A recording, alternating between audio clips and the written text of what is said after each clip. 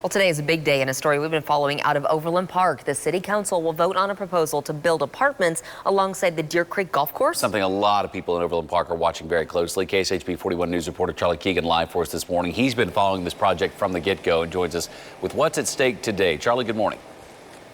Good morning to you, Taylor and Lindsay. Developers of this project say with this project, they'll be able to solve a 25-year-old problem that no one else has been able to solve. They say by replacing the clubhouse here at Deer Creek golf course behind me and this parking lot that I'm standing on with apartments, they'll generate revenue that they can spend on reinforcing Tomahawk Creek, which is consistently flooded and eroded onto the golf course behind me. So let's take a look at the apartments that they are proposing to put in. The Deer Creek apartments will be 220 apartment units spread out over 4 buildings, varying in sizes from 3 to 5 stories tall. And with the money generated from that apartment building and the property taxes there, they say they'll be able to fix that flooding along Tomahawk Creek, which will prevent it from flooding and ultimately keep the golf course open.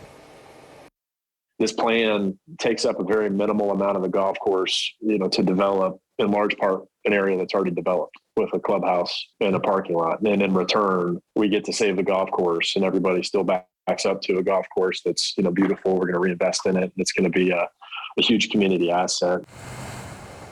Okay, so some people living in the neighborhood surrounding this golf course say that the developer's motto of saving the golf course is just a catchphrase, and the real issue here is rezoning the land. They've actually put up red signs around their neighborhood saying stop high-density apartments.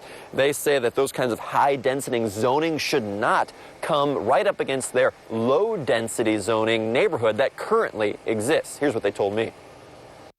If the city chooses to rezone this chunk of property, it sets a new precedent where you could put the highest density zoning smack dab against single family homes, which is not the intent. That's not what our future plan says. It's not what the zoning practices and the zoning ordinances that the city has.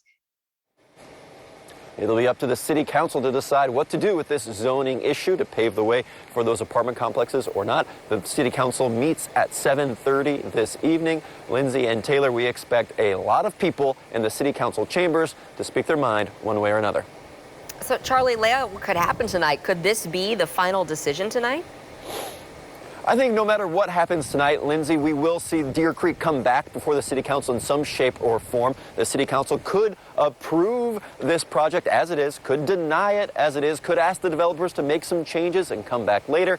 Either way, there will be kind of a lingering issues with the Deer Creek itself, or Tomahawk Creek itself here at Deer Creek Golf Course, that'll need to come back to city council at some point. All right, Charlie, thank you very much.